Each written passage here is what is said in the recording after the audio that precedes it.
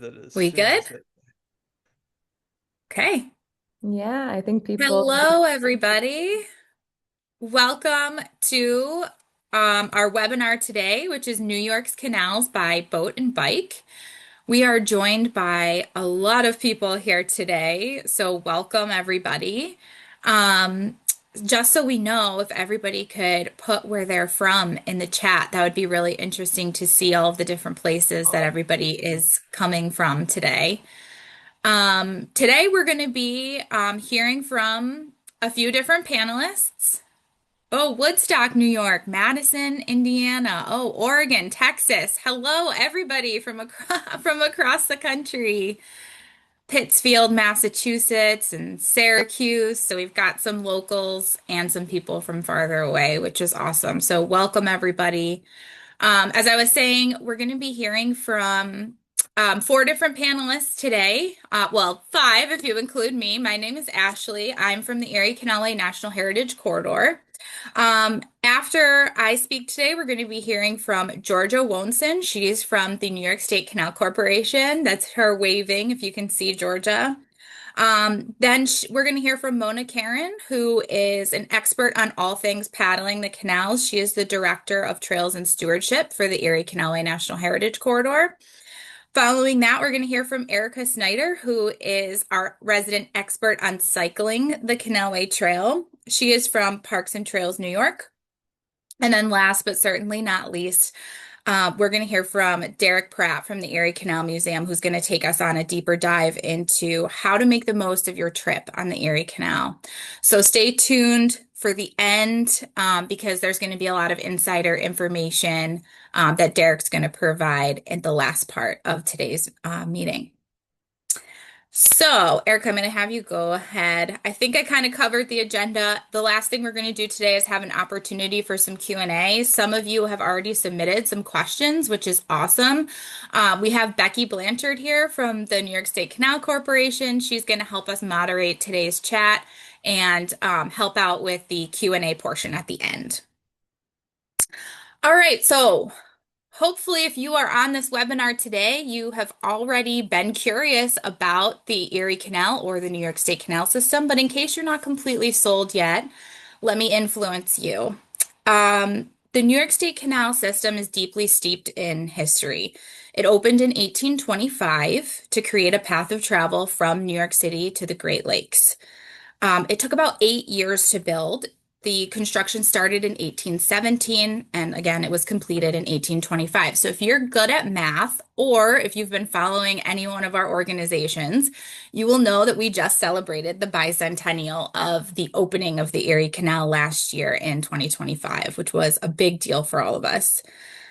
Um, the canal was enlarged 3 times to make way for bigger boats and more traffic. And by the final enlargement, the canal and the Mohawk River were one and the same. So on the next slide, you're going to see a map and you'll kind of get to see what that looks like. But many people get confused because they're like, is this the Mohawk River or is it the Erie Canal? They're the same thing.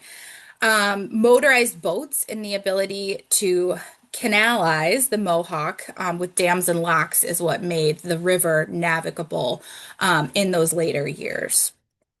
So, because of this deep history and the canal essentially being the path of travel that opened up the American interior to boats, and it created the Empire State. So it solidified New York's reputation as the Empire State, and it made New York City the commercial capital of the world.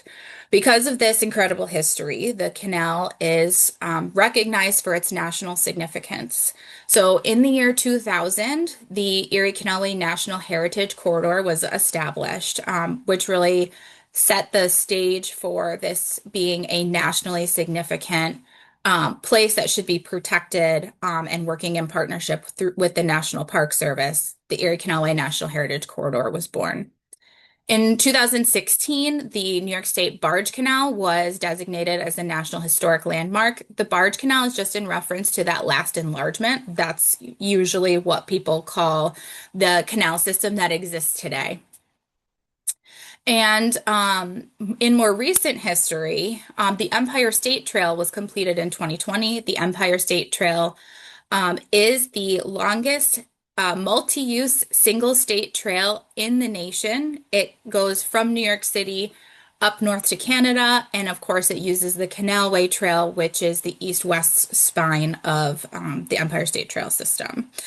And last but not least, the New York State Canalway Water Trail was designated as a national water trail in 2002, which means that the waterway is very significant for boating and paddling. And it was recognized on a national level for being a waterway that is worthy of protection and promotion. Okay. So, the Erie Canal National Heritage Corridor, as you can see from this map, is very expansive. Um, it not only encompasses the Erie Canal, which is that east-west spine, it also connects to other bodies of water in New York State through some of the smaller canals. So you can see that the Erie Canal National Heritage Corridor encompasses the two largest Finger Lakes, which of course are the Cayuga and Seneca. It connects the Hudson River all the way up to Lake Champlain, which allows boats to navigate to Canada and into the St. Lawrence Seaway. And it also connects to the eastern portion of Lake Ontario through the Oswego Canal. So many boaters will often use that as their path of travel into the Great Lakes. And the reason for that is because there are a lot of, as the song says, as the famous song says, low bridges in the western part of the state. So a lot of larger boats and larger vessels choose to use the Oswego and the Champlain canals as a way to navigate into larger bodies of water. Okay, we can go to the next one. Now, because the canal system is so expansive and it's so big, that means that there's a ton of regional variety, which can seem overwhelming, but it's also a really great thing, especially for those of you who plan to travel the entire canal system. The canal passes through all of the major cities in upstate New York, which isn't a coincidence. A lot of these cities and towns grew up around the canal and they exist because the canal ran through their area. And you'll find that a lot of these cities and towns are often spaced about 15 miles apart. And that has historical significance too. Again, referencing the song, 15 miles on the Erie Canal. That's often the path of travel that a mule could go before it got tired and had to take a rest. So you'll find that amenities are nice and evenly spaced throughout the canal too, just because of the placement of many of the communities. So you'll travel through cities, towns, rural areas, which truly add to the experience. And each region has its own distinctive beauty, vibe, and there's even foods in each region that you won't experience anywhere else in the country. And where you go really depends on what you personally like, how you plan to travel here, and hopefully after hearing from our presenters today, you'll have a better idea of what a trip on the Erie Canal looks like for you. So if you're in the beginning stages of planning your trip, I highly recommend starting on the Erie Canalway website under the Explore tab, which gives you more insight into which region piques your interest most, where to go to learn more, and how you want to travel or recreate on the canal. We have multi-day itineraries there, trip ideas, a spot for boat rentals and tours, and events. The calendar of events lists events that happen across the entire Canalway corridor. So no matter where you're going, you can find something that will help bring you to the water. And as our presenters are going through their top different topics today, just know that all of the resource links that are discussed today will be included at the end of the presentation, and everybody on the webinar today will be sent the presentation that will include the library of resource links. Oh, and if I didn't mention it before, we are recording today's webinar and you'll all be sent the recording afterwards as well. So without further ado, I am going to introduce Georgia Wonson from the New York State Canal Corporation to tell us a little bit about boating on New York's canals. You asked me a great introduction, setting for what this is from the new year. So I'll Georgia, have you on. sorry, Georgia, you're breaking up a little bit. Is anyone else experiencing that? Okay, let's try again. Through that. Is that a little bit better? Yeah, that sounds a little better. So,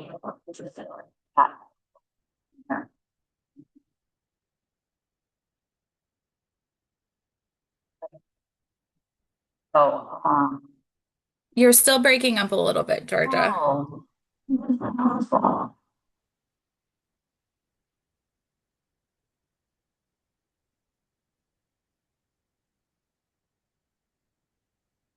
All right, anything better now?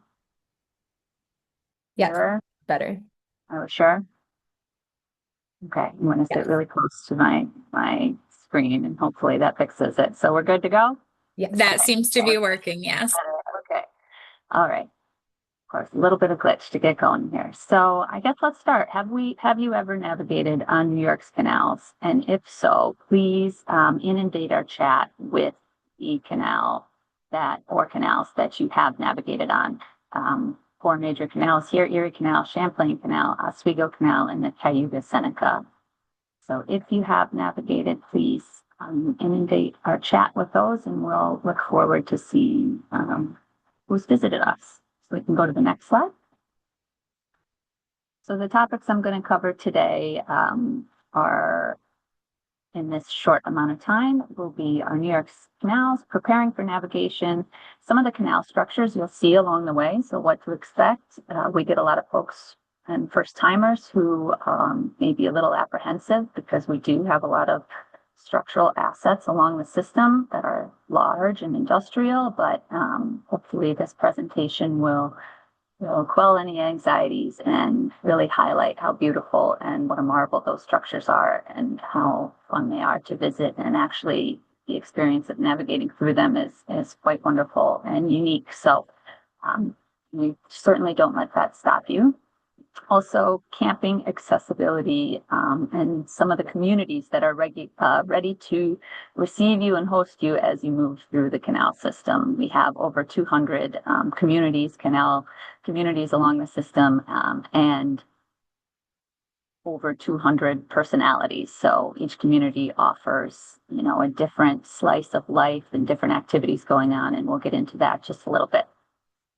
We can go to the next slide.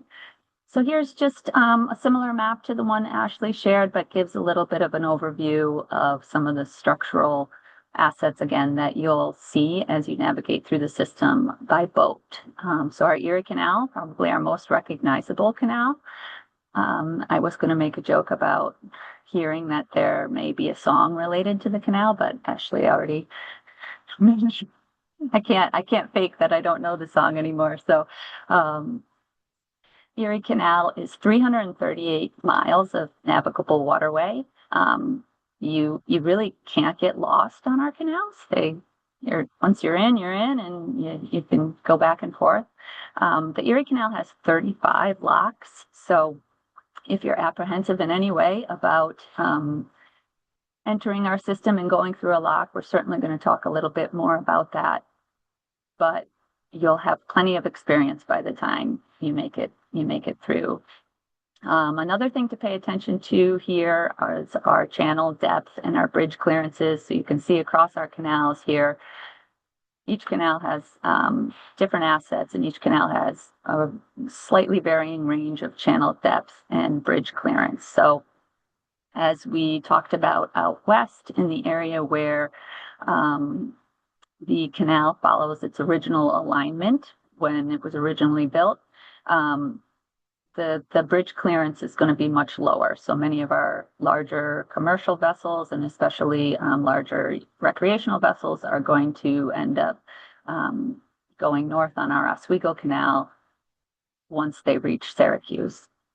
The Erie Canal has, like Ashley said, a lot to offer, a lot of different range of beautiful, lush fields and farms and forests. The Montezuma Wildlife Refuge, the 10,000-acre national refuge along the Erie Canal. That's a nature enthusiast dream. And then as you get out west, you really do feel that intimate relationship between when the canal was originally built and the communities that it helped to really spur and evolve. Champlain Canal is a history buff stream, so lots of battle sites from French and Indian War to the Revolutionary War to the Battle of Saratoga. You'll find a little bit of everything there. It's also recognized as a cause of freedom from slavery, as it's part of the Underground Railroad. And the Seneca Canal, as Ashley mentioned, does open access to the Finger Lakes region, where you'll find wine country, world-class cultural and recreational attractions. You can make your way to Watkins Glen. Ithaca really opens up access to really unique parts of the state, as well as the Oswego Canal, which is renowned for the Three Rivers area of the state and really good sports fishing. You go to the next slide. So preparing for navigation, things to think about as you prepare to join us on the canal system. This year, our navigation season is scheduled to open on May 15th or close to then, and then scheduled to close October 15th. Obviously, this is weather dependent. Mother Nature can be a formidable foe for us at times, but our crews are constantly working to be out there ensuring that navigation season is full and exciting and open for all of those who want to visit us. Next slide. So boater registration requirements. Notice to mariners is a system we use to inform all of that we send all the notices that may affect navigation along the waterway. So anything related to openings, closures, water levels, construction going on along the system, hazards, any notice that we want to get out to mariners. So these notices are available on our website, posted and updated regularly, but they're also available via email and text. So one thing we encourage and recommend to boaters visiting us is that they sign up for these text messages so that you have real-time access to changing conditions along the canal system. Obviously, we want to ensure that all of our recreational vessels are properly registered by their State Department motor vehicles, and also New York State has something called Brianna's Law, which is a state-approved boating safety course that all vessels and boaters must participate in before navigating our waters. Another thing is just to be mindful of the minimum clearances and requirements across the canal as you plan your trip, and understanding, the channel depth may change as you get out west, and just being sure that you're keeping up on, what the requirements for your particular vessel. Next slide. If you're a sailboat and interested in coming on the canal, of course, we want you to visit, but we do require that sailboats demast prior to entering the canal. Obviously, when we're talking about those bridge height requirements, they won't accommodate a mast that's fully up. So we do ask that those masts, or that we demast prior to entering the canal. Some marinas do offer a service for storing your mast if you want to have the deck space as you navigate through the canal. We encourage you to reach out to local chambers of commerce for those services. And then there are, of course, demasting locations, pretty close to where the entrances are, either side or north and south to the canal. Also, clean, drain, dry, and helping to stop the spread of aquatic invasive species is very important to the canal. As we mentioned before, we are more or less a superhighway for aquatic hitchhikers. We can connect all over the world. So, from New York City to Canada to the Great Lakes, you can pretty much get anywhere in the world through the canal system. So obviously, it's extra important that we are mindful of how we can reduce the spread of aquatic invasive species. New York State regulations do prohibit boats from launching without cleaning visible plant and animal matter from their equipment. And it's important to clean, drain, and dry all equipment that comes in contact with the water, plants, and fish or animals before transporting. Next slide.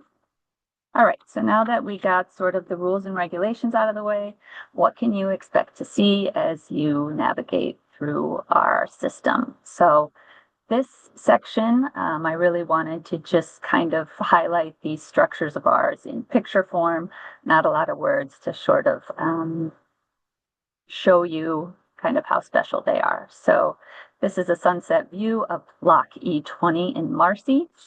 And locks are concrete chambers with a set of gates on each end. And we like to just refer to them and remind people that really they're an elevator for boats.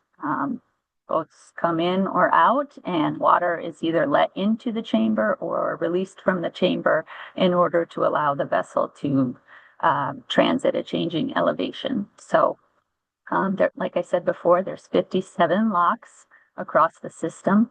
And if you enter our system in Waterford, New York, which is actually behind me, so all these boats are entering on opening day into Waterford, New York. This is where the Hudson meets the Erie Canal, north of New York City. If you enter into Waterford, you will immediately be greeted by a set of five flight of locks that elevate you 169 feet within a mile and a half. So this is considered the highest lift in the shortest distance span in the world. So if you enter our system there and you make it through those five locks, it'll take you a couple hours, but you'll be good to go after that. You'll have all the practice you need to endure the next 30 as you maybe transit to Buffalo.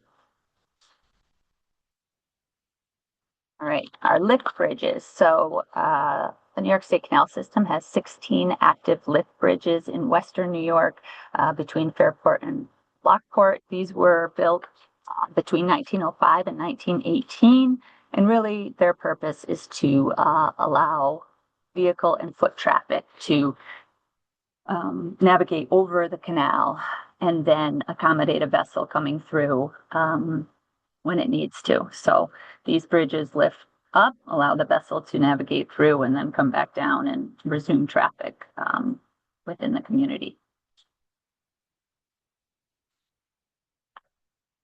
Here is a photo of a guard gate in Waterford, New York. And guard gates isolate sections of the canal in case of an emergency. So they're a safety protocol, such as a break in a canal wall or an extreme high water event like flooding, etc. So they also allow sections of the canal to be drained for maintenance and winter freeze protection. So they allow us to do a lot of manipulating water levels across the system as needed. Next slide. And then our movable dams. So here's an example of a movable dam at Lock E12, Tribes Hill, New York. And movable dams regulate water flow along the Mohawk River. So these are located mainly between Schenectady and Fort Plain along the Erie. And there's also a number of fixed dams throughout that area as well. These dams are clearly marked, but of course, dams can be very dangerous. So boaters and paddlers should always steer clear and be aware of their surroundings as they approach these dams. And the last slide here of vessels you may see are working and commercial vessels. So here's a picture of a New York State Canal Corporation tug. So our tugs and our crews are out on the system during navigation season, almost every day. You may see them. And also commercial vessels use this system as well. So it is important to note that commercial vessel traffic does have the right of way. If you're approaching a lock, and there's a commercial vessel, they will have first passage as far as entering the lock.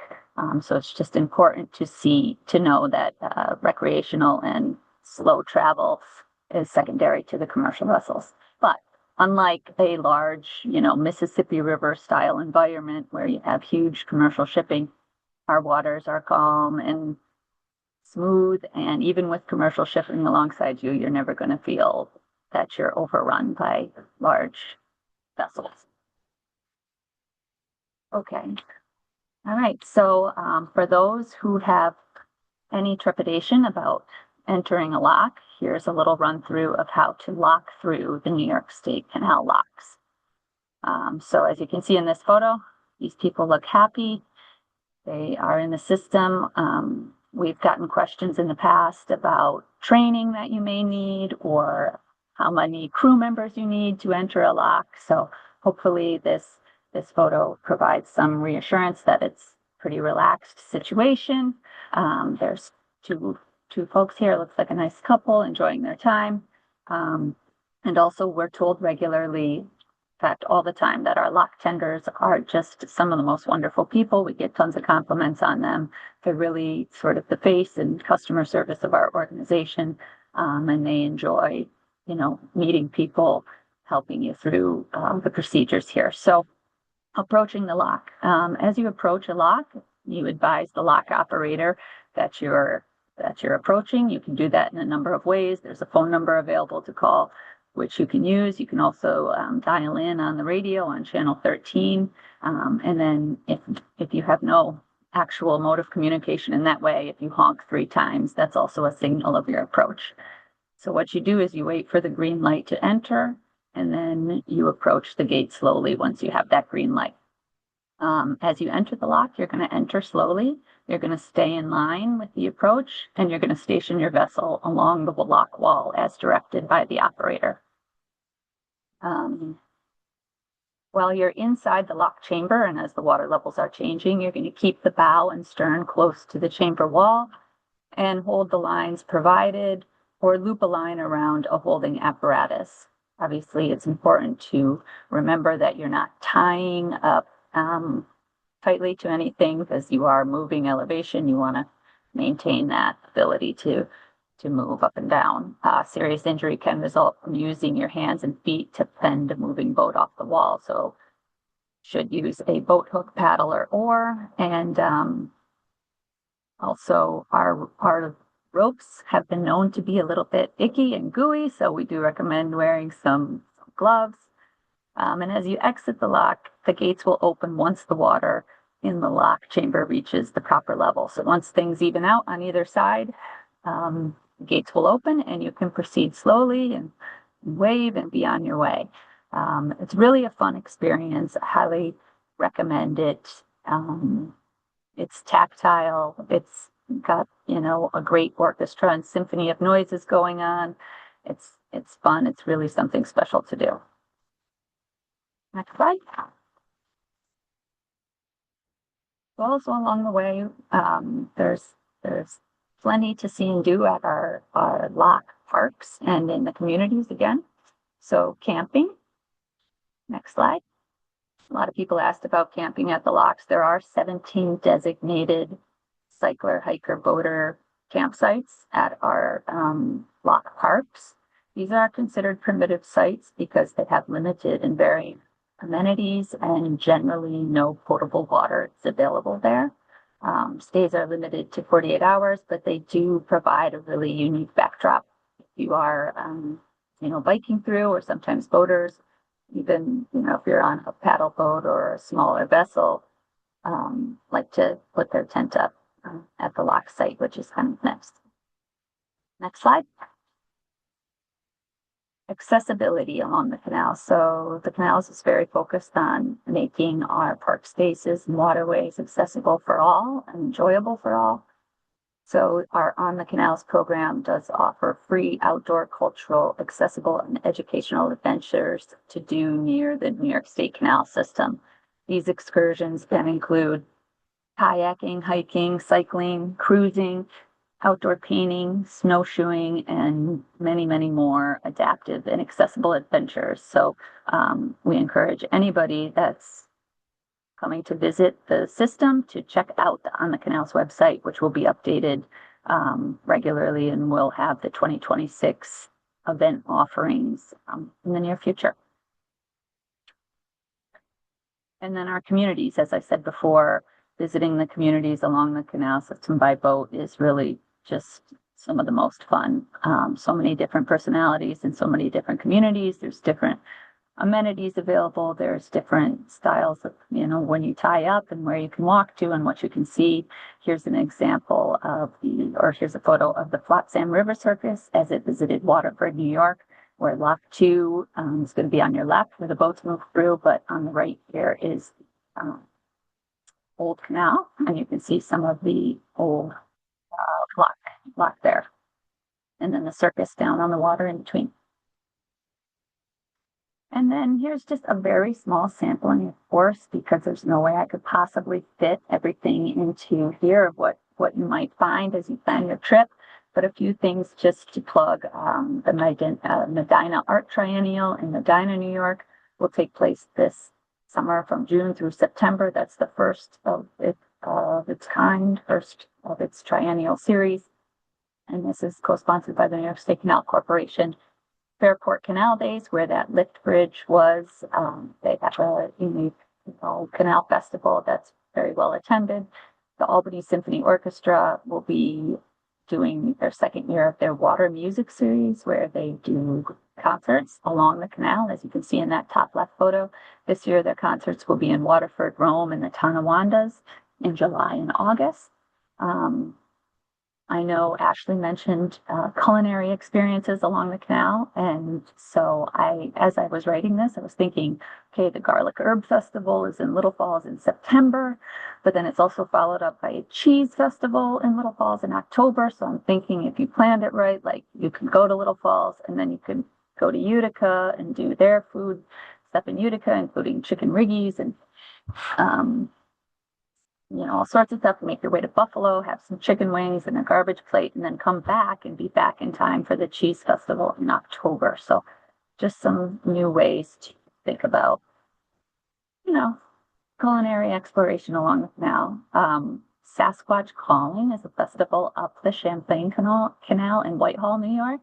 And this has gotten a lot of attention. So if you are interested in checking out a really unique festival and trying your Sasquatch Scream for a chance to win a Sasquatch trophy, you can add that to your itinerary. Tugboat Roundup in Waterford is a huge gathering of maritime tugs and all sorts of tugboat fanatics, which is really fun. Harborfest in Frankfurt, and just endless festivals along the system all summer. Also, canal boat rentals in Macedon. You can actually rent a canal boat that you and your family can navigate on your own along the canal system for a week or different amounts of time. And then there's plenty of tour boat excursions system-wide. So as you can see here, we have Governor Hochul, who is navigating a boat in Cornhill Navigation, enjoying a day out on one of the tour boats there. So plenty to do. And I'll just go one more slide, I think. Much of what I covered here is in our border resource guide. This is available by PDF on our website. There's even more information in here, and definitely, absolutely, any questions you have, myself, and counterparts, please email, please reach out. Becky's here. We'd all be more than happy to share anything we can with you to get you to come and spend some time with us here. And we look forward to seeing you on the water this summer. Thank you. Hi, everyone. I'm Mona with Erie Canalway. So paddling the Canalway Water Trail offers a very unique experience where you can enjoy paddling through all the canal features that Georgia just talked about. So, going through a lock is a really fun experience. And every segment of the 450 miles of the canal system is diverse with the narrow man-made waterway, wide river sections. We've got a few lakes that you'll be traveling through and, several rivers that have been canalized, if that's the right pronunciation. It's also diverse in the landscape with, urban, suburban, rural, and wilderness areas. So there are over 150 public access sites on the canal system, and there are water trail blazes. You'll see the logo down below on the left side of your screen there, that mark the sites so that you know where it's safe to launch and where you can take out. They're visible from the shore and also from the waterway. the water trail is very easily navigable. It's very calm, and there are over 25 adaptive launch sites located across the system so that people of all abilities can enjoy time on the water. If you can move to the next slide, please. Great. And so with the 4 canal systems, you can see the mileage there and approximately how long it would take you if you were to plan a through paddle on each of the canal systems. Of course, they vary depending on, how fast you want to go, how much time you want to spend on the water, and if you want to explore, the communities that you're stopping along. So those are just estimates. Also, you can see where you can, what's recommended in terms of paddling downstream. It's a lot easier to have to paddle downstream versus having to go, against the tide. So, Erie, west to east, Champlain, north to south, Oswego, south to north. And on the Cayuga Seneca, really, you can go either way. It's only 12 miles. And then, just to remember some safety considerations. Always avoid paddling close to the movable dams and the hydroelectric assets. Yield to commercial vehicles and beware of tour boats, motorboats, and others that are using the waterway. Sometimes you'll see jet skis along the way. We recommend paddling close to shore as much as possible. There are buoys that help you navigate so that you know exactly, where you can paddle and where you should avoid. Always remember to wear your life vests, have a whistle and a white light. And as Georgia mentioned, bring gloves to hold on to those slimy lock ropes. Georgia provided information on how to lock through, so we won't cover that. But, use your whistle 3 times in order to get the lock operator's attention when you want to lock through. Usually they'll see you coming. But if you don't see anybody there, usually 3 whistles will get their attention. Just a quick note too, that stand-up paddle boards are usually not allowed through the locks. So you'd want to contact the lock operator to confirm that you're not able to use your paddle board. Next slide, please. Okay. So we've been building community of paddlers on the canal over the years through a network of outfitters, rental outfitters, clubs, and paddling associations. We have a Facebook group with nearly 4,000 members, and they like to share photos, tips, and trip ideas. We have many trail angels in the group, so if you're planning a through paddle, and if you're looking for help or just, a place to stay overnight, you can put your request or request information right in that Facebook group. And all you have to do is search the New York State Canalway Water Trail on Facebook. We also have a monthly e-newsletter that goes out, and we have almost 4,000 subscribers to that as well. And we send that out monthly. We provide information on events, paddling races, trip ideas. We also have a segment on paddling through history, so you can learn more about, some historic tidbits in case you're planning on going to that particular area. If you could go on to the next slide, please. So there are some great ways to experience the canal. Erie Canalway hosts an annual paddling event on the canals. This year, Paddle the Canals Mohawk River Adventure will be taking place on Saturday, June 27th. We're going to be going from Niskayuna to Colony, and registration will be opening up next week. And, whether it's a self-guided trip or self-planned or through group activity, there are many events that are happening along the canal system. So we have a very robust events calendar on our website, and events are being added on a daily basis. So keep checking back to find events and that have paddling components, along with all the other events that were mentioned earlier. We also have a New York State Canalway Water Trail Stewardship Program. We have a volunteer team of over 90 people that help care for and monitor the water trail from May 1st to October 31st.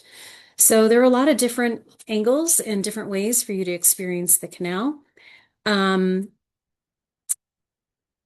Paddlers should also remember to clean, drain, and dry. So there are boat washing stations located throughout the canal system and on different waterways.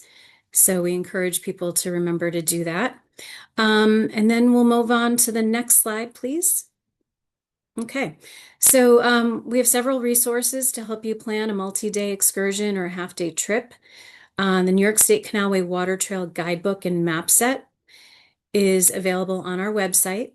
So it's a mile by mile guide to help you plan a trip. And we have all 4 canal systems in this guidebook. It also comes with a set of 4 maps that are waterproof and tear resistant. So it's a great resource to have on your person when you're actually in a kayak or canoe. Or you can download pages for free on our website. So I encourage everybody to take a look at that. Our website also has a list of best bet trips to help you plan where to go. And then we have a list of rental outfitters to help you get started if you don't have your own boat. So there are over 25 rental outfitters that are located across the canal system. NewYorkCanalMap.com is our online trip planner. So again, take a look at that when you get a chance. That it will also be included in the resource guide. And then, please subscribe to our Water Trail e-news because that'll give you, the latest information on what's happening on the water trail. So that's it for me. Pass it on to the next person. All right, thanks, Mona. So for those of you that prefer to stay on land, I'm going to cover cycling the Canalway Trail. So starting with the most famous section, the Erie Canalway Trail runs 360 miles between Buffalo and Albany, and 86% of that is on trail, and that about half of that is paved and half of that is stone dust or natural surface. And then that remaining 14% is on road, but it is generally back roads, rural roads with minimal traffic. But you should be comfortable riding with cars if you are planning on taking this end-to-end trip. And I will also note that when you're thinking about what type of bike to bring, basically whatever you have on hand is going to work. The trail surface is flat and generally very well maintained. So whatever you have is the bike to use. I'll also highlight the Champlain Canalway Trail, which runs 60 miles north-south between Waterford and Whitehall. And this trail is still in development. It's mostly on road, but it does have some really beautiful stretches of trail that follow the old Champlain Canal and takes you through some amazing small towns and some of that Revolutionary War history, especially exciting with the 250th celebration of our nation that we're celebrating now. And as Ashley pointed out, the Canalway Trail System is part of the statewide Empire State Trail System that includes the Erie Canalway, but also Hudson Valley stretch of the Empire State Trail, and then Champlain Valley stretch that goes all the way to Canada. So if you're looking to extend your trip, you have some great options to go to continue along some stellar rail trails. And some different types of rides that you can take range from day trips to planning your own self-supported tour to taking a trip with a organization like PTNY or some of the smaller tour operators. So we'll start with some ideas for day trips. The Erie Canalway National Heritage Corridor has some great options for day trip ideas, running from 6 miles to 50 miles. So all across the corridor, you have your pick of some great cycling day trip options with some highlights included. And as Georgia mentioned, there are on the canals excursions happening all year round, some of them including cycling or hiking, bird watching, but that are often very accessible as well. So those are great options to look at when planning shorter trips on the trail.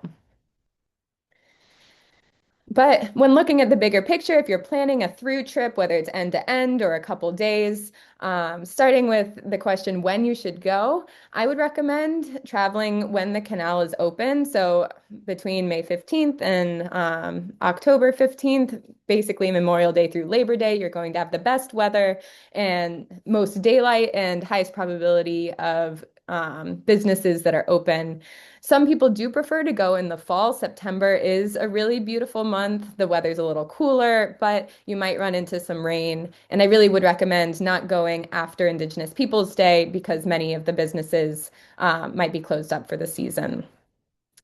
How long do you need? Well, we recommend whatever distance is good for your fitness level and your time that you have, but 40 to 60 miles is a good bet for traveling a good chunk of distance, but still giving yourself time to sightsee. So that ends up being around 6 to 8 days of riding, depending how far you travel in any given days. And you might want to increase that if you want to take a rest day in some of the beautiful canal towns that we have.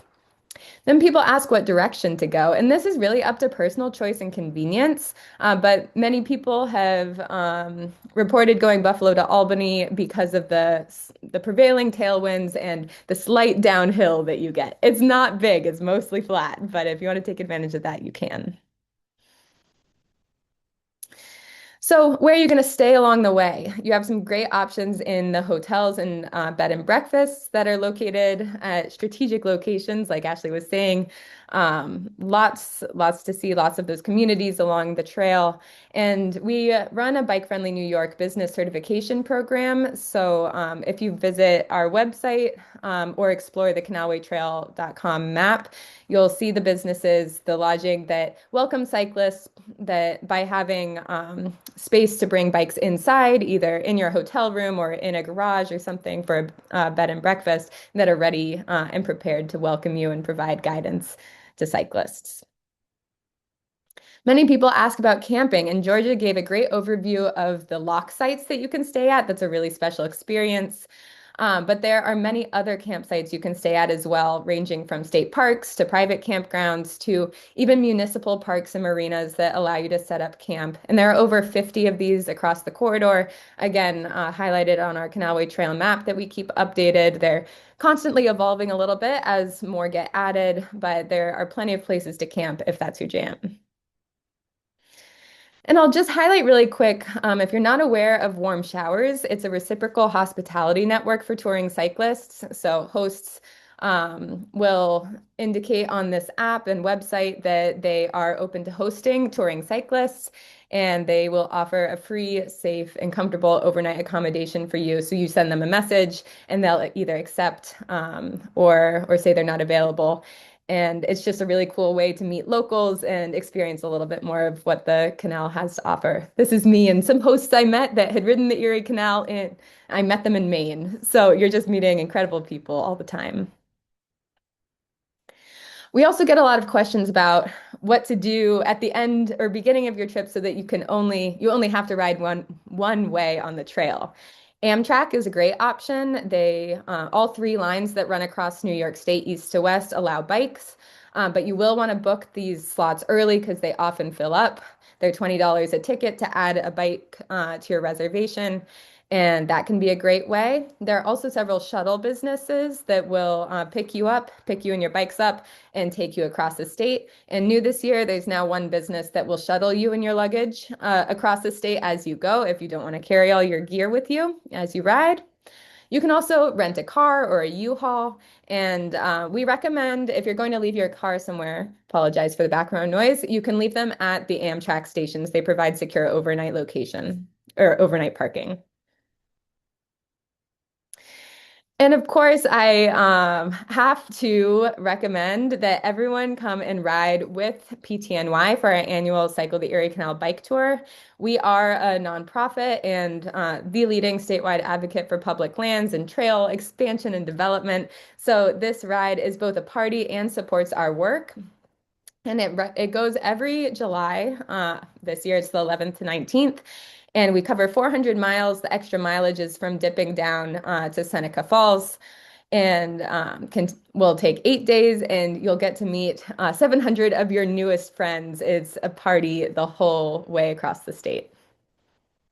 Some of the benefits you get will be the mechanical support, the SAG or the support and gear that will pick you up if you need it, will help you out with any mechanical issues. We transport your luggage for you each day, and we provide really detailed routes and trail resources by marking the trail, providing daily maps and cue sheets, and providing ride with GPS routes. And of course, you'll never be too far from another cyclist if you end up getting off track. So that kind of finishes up what cycling is like. We would love to see you join the community, whether you come ride with us on our big bike tour or plan your own trip. We have lots of resources. Like I mentioned, our canalwaytrail.org website is a separate map from the New York Canals website. It includes really detailed, up-to-date trail information and all those campsites. We update all the trail closures and detour routes.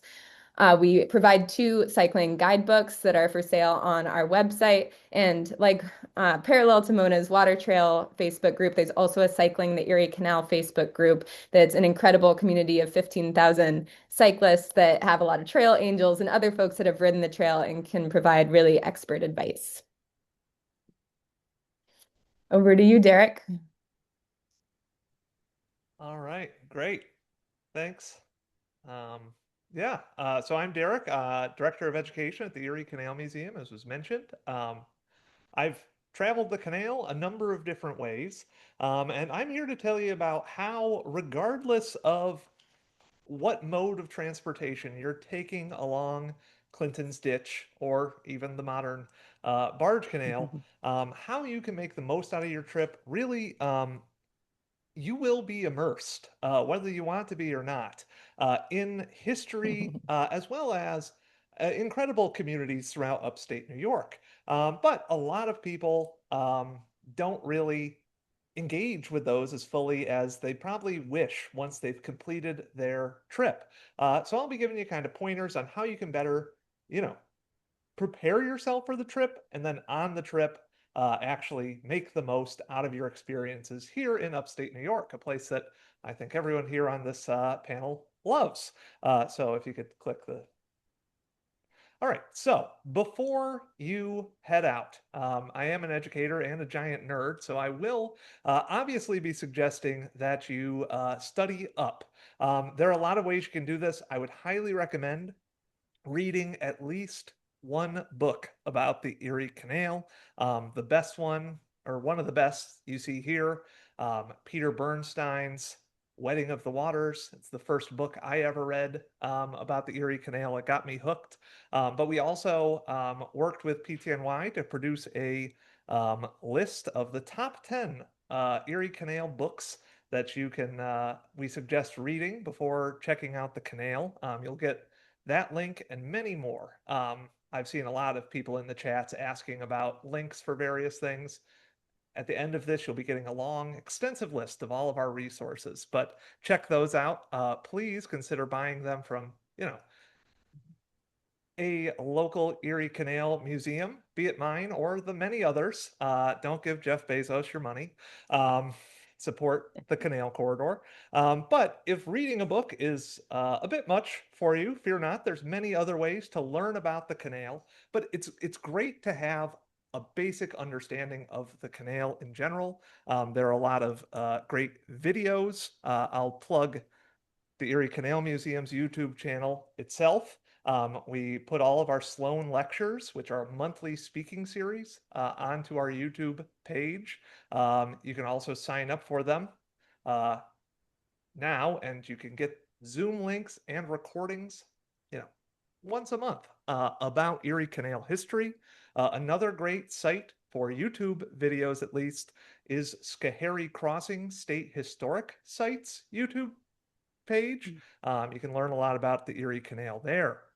There's also a number of great podcasts that relate to the Erie Canal. Unfortunately, there is no dedicated Erie Canal podcast yet, but you have podcasts like the New York Minute in History, sponsored by the William G. Pomeroy Foundation. Its host is Devin Lander, the New York State historian. So you can learn about all sorts of history. There's the Buffalo History Museum podcast, which focuses on obviously Buffalo and more broadly Western New York. Repeating History with Bob Searing right here in Central New York, which is on the WCNY Community FM channel. And then some great well-known podcasts like the Bowery Boys, which is a New York City focused podcast, recently did a very good episode on the Erie Canal as well. I am biased. I'm the person they interviewed on it, but I recommend checking it out. There are a lot shorter articles as well. You can read about the canal too. Be careful when you're looking at those. Make sure it's a reputable source. They should have, some citations or link you places, because there's a lot of stuff written about the Erie Canal. Yeah, and additionally, there's a lot more to learn about than just, locks and mules. New York State has a rich history.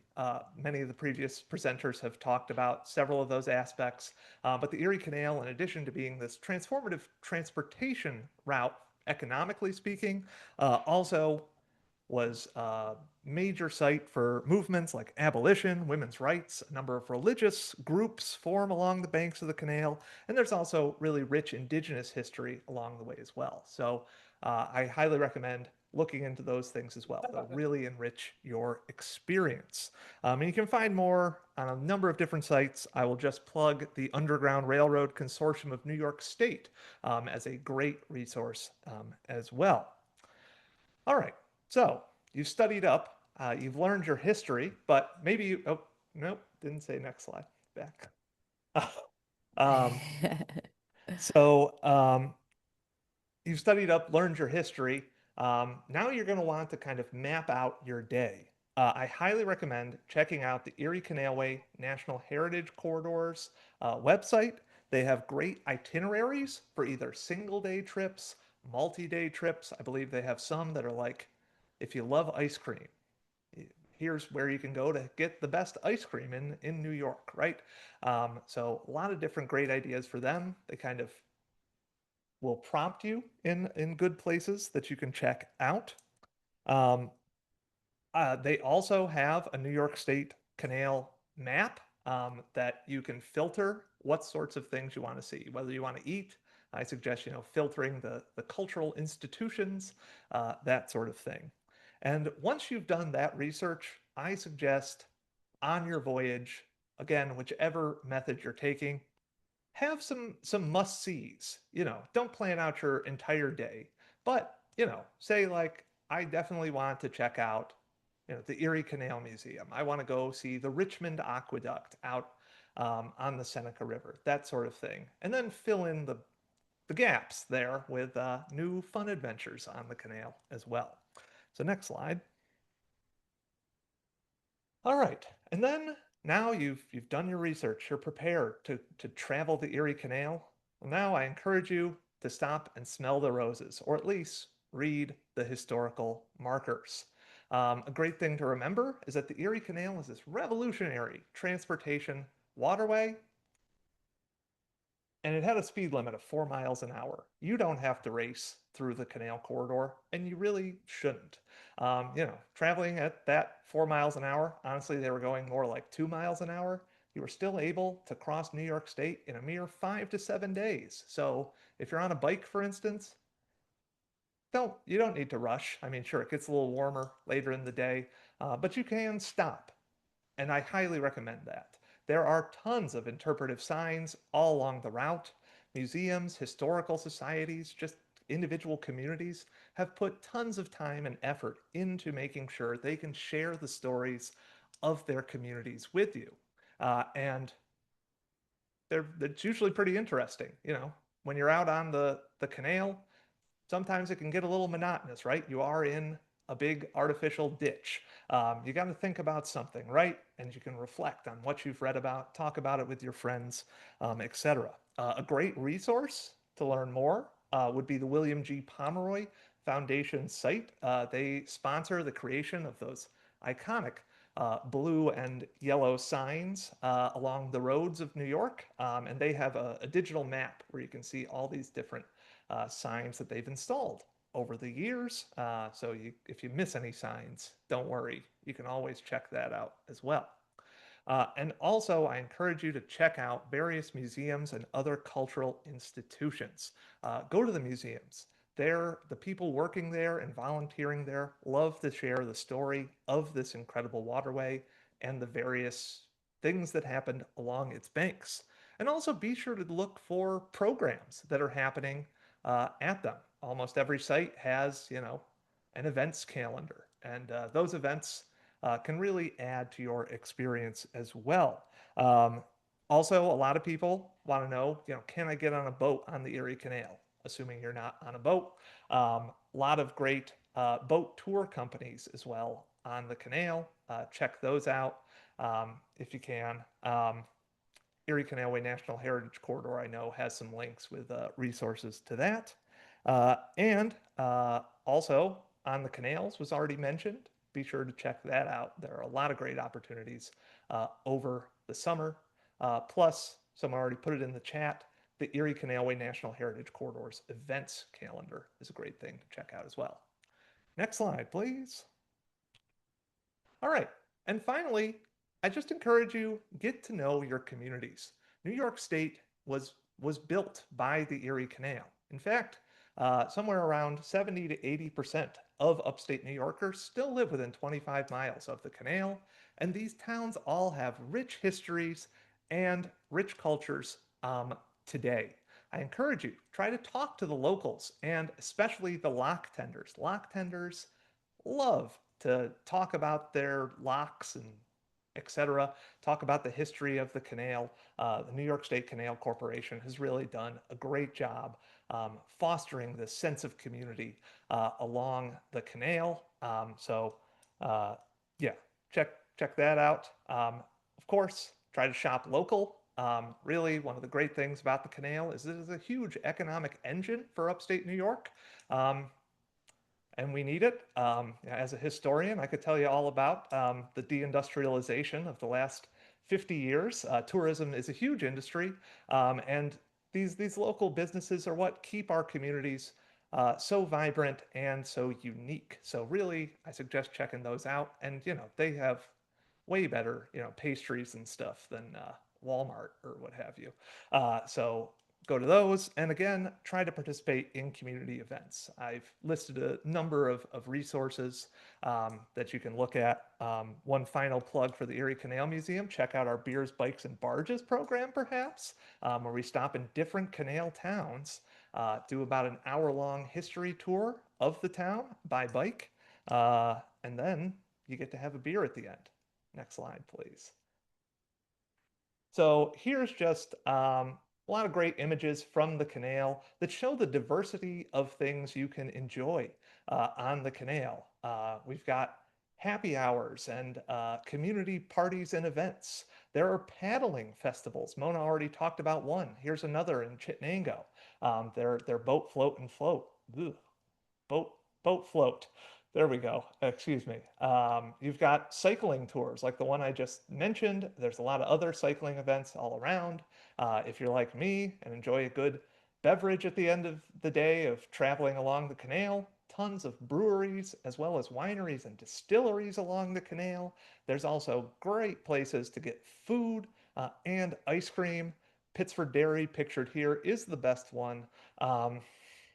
But don't at me about that. And there's also, of course, great lectures, etc., that can be attended at museums. I need to give a shout out to public libraries. They are great.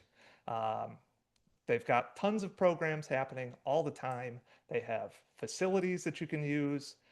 Water is available. I once was having an asthma attack in Clyde, New York. They were helpful even in that. So check them out.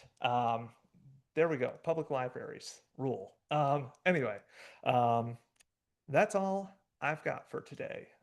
So Thank you. I just want to jump into before we start the Q&A portion and say that no matter how you come to the Erie Canal, whether you're cycling, paddling, walking.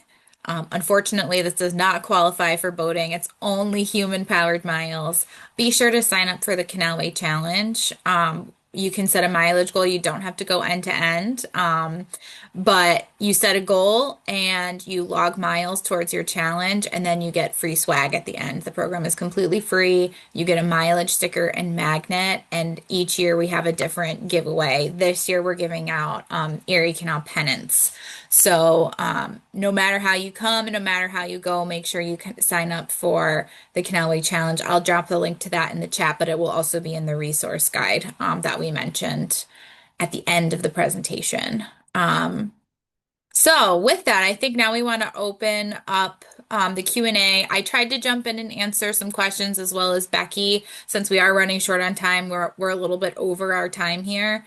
But if anyone has any other questions, drop them in the chat now and we'll direct them to the right person. And I had a few that I could bring up that came through the Q&A section of the presentation too. This is for any of you guys. It is a little tricky, even as I became an employee with the Canal Corp and NYPA. But in general, what are the main entities that promote and market the canal? We've got representatives from Erie Canalway National Heritage Corridor, Parks and Trails, Canal Corporation. A question kind of was, how is that overlap and how do these entities work together? I can take that one. Sure, Um, sure. So I'm going to give the shortest answer possible. We all try and work together as much as we possibly can so that we're not duplicating each other's work, but instead complementing each other's work. And I think you saw a good representation of what that looks like today. We all kind of have our own areas of expertise. But the short answer is the New York State Canal Corporation maintains and oversees the canal system. So they are the ones that employ the lock tenders, do all of the maintenance on the locks. They're in the canal doing the hard work. And so a lot of what you'll see them talk about is canal engineers, canal infrastructure, and a lot of what you heard Georgia speak about today is really what they specialize in. At Erie Canalway National Heritage Corridor, we work in partnership with the National Park Service, so we do a lot of general tourism promotion of the canal and recreational promotion of the canal. The New York State Canalway Water Trail, which you heard Mona talk a lot about, is under the umbrella of the Erie Canalway National Heritage Corridor. Our focus is really on historic preservation, pride of place, and maintaining the canal system as a historically significant living area. And we are also a nonprofit organization as well that kind of helps promote the canal system. At Parks and Trails New York, they are really focused on exactly what their name says, that parks and trails, which obviously the Canalway Trail makes up a big portion of the Parks and Trails system that is available in New York State. A lot of our state parks and trails are interconnected. They're working towards an even more interconnected network of trail systems across the state. And we all work together really closely to kind of promote the system as a unit. So we all do a little bit of different things, but we're working together all the time. We have monthly meetings, if not weekly meetings with each other about various programs and ways that we can kind of help and bolster and support the canal system. And of course, Derek over there at the Erie Canal Museum, he is like our resident history buff. He knows everything there is to know about canal history. So we'd be remiss if we didn't have him on today's conversation as well. Excellent. Thank you. And between the Q&A and a lot of the questions in the chat, could we talk about e-bikes for a quick second?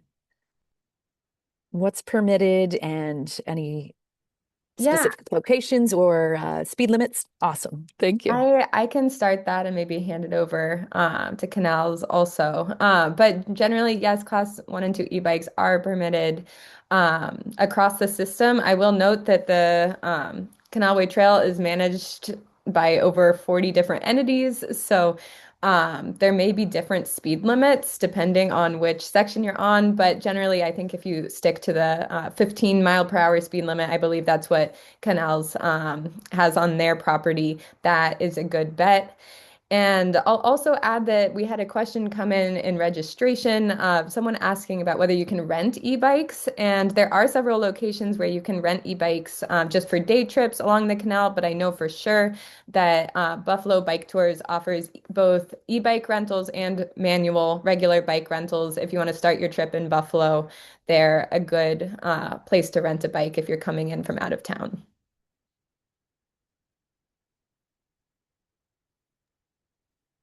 Wonderful. Thank you.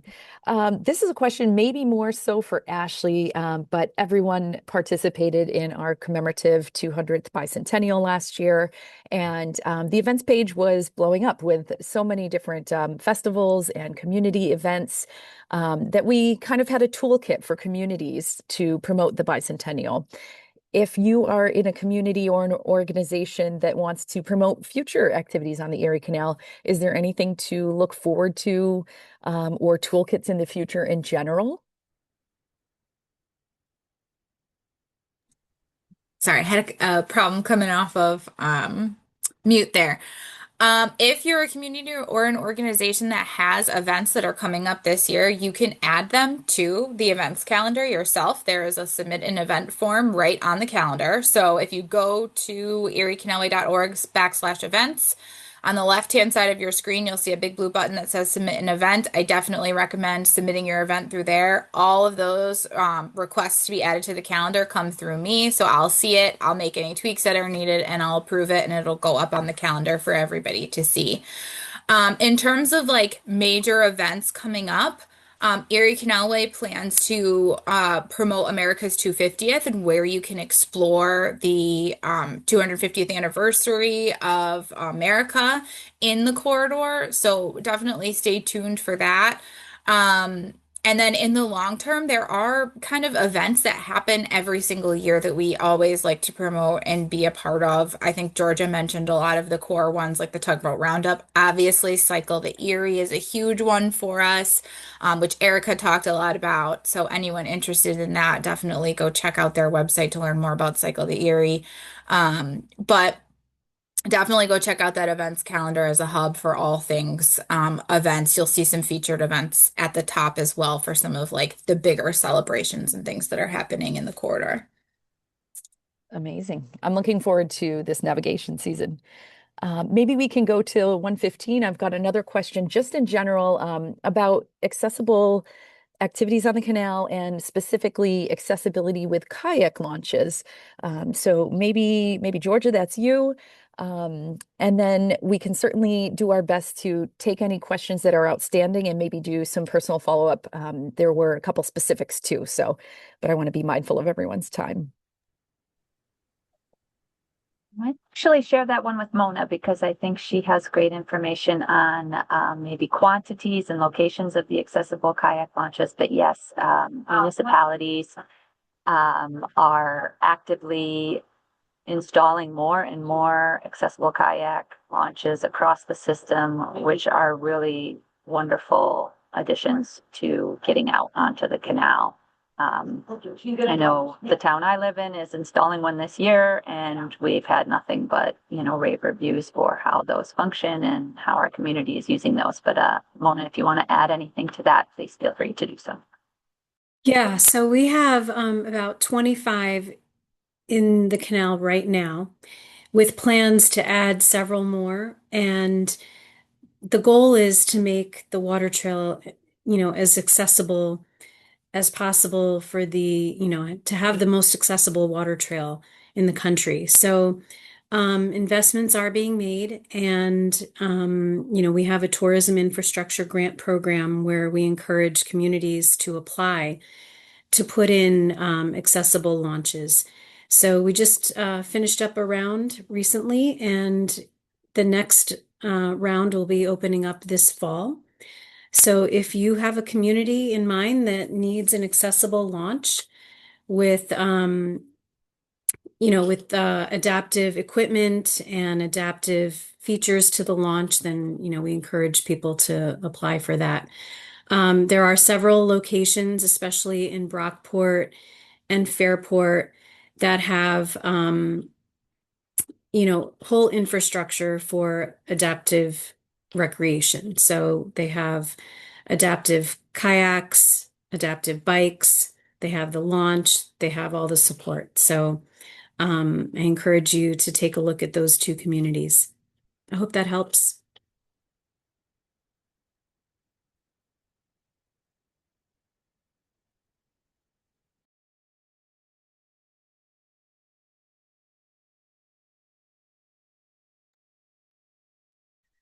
And we're at 1:15 now, so I defer to the group if we'll keep going, but we've covered a lot of the Q&A that was asked in the chats and the Q&A submissions.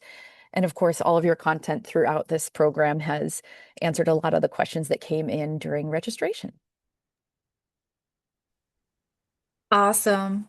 Thank you so much, Becky. Thank you to everybody on the call today who attended. As we mentioned earlier, we'll be sending out the slide deck in addition to giving you all access to a recording.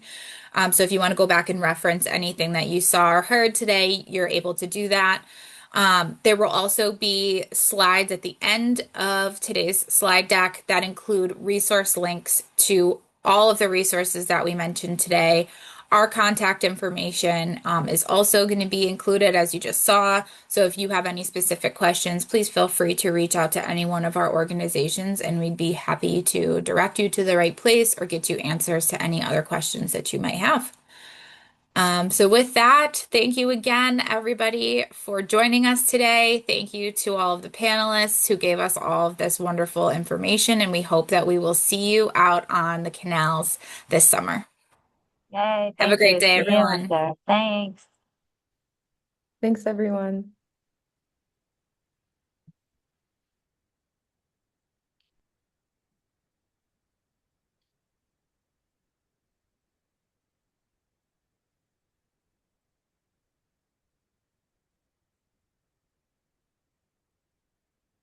All right. I think we can go ahead and end it. Thanks, guys. Bye.